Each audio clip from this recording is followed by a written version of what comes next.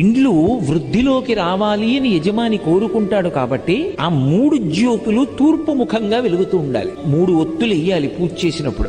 3 జ్యోతులు వెలుగుతూ ఉండాలి పూజ జరుగుతూ ఉండగా. ఇంకొక ముఖాన్ని చూడకూడదు, తూర్పు ముఖంగా వెలగాలి 3 జ్యోతులు. వెలుగుతున్నప్పుడు దీపం వెలిగించగానే అది మంగళ దీపం, అది ఈశ్వర స్వరూపం. బ్రహ్మ విష్ణు మహేశ్వరులు ఆ దీపాలుగా ఉన్నారు. ఇక వాళ్ళు ముగ్గురు తప్ప వేరొకటి లేదు లోకంలో. అటువంటి దీపపు సమ్మె ఏది ఉందో దాని మీద పసుపు కాని, కుంకం కాని, అక్షతలు కాని, పువ్వు కాని ఉంచాలి. ఎందుచేత అంటే మంగళ దీపము ఉంటుంది, అమంగళ దీపం అని ఒకటి ఉంటుంది. నేను దాని గురించి ప్రత్యేకంగా చెప్పక్కర్లా. ఎవరైనా వెళ్ళిపోయారనుకోండి, పార్థివ శరీరం ఒక్కటే ఉండకూడదు, అందులో జ్యోతి వెళ్ళిపోయింది. అందుకే ఏం చేస్తారంటే పడుకోబెట్టి తలకట్టున ఓ దీపం పెడతారు, దానికి మట్టు మీద పసుపు కుంకాలు వేయరు. ఇది అమంగళ దీపం.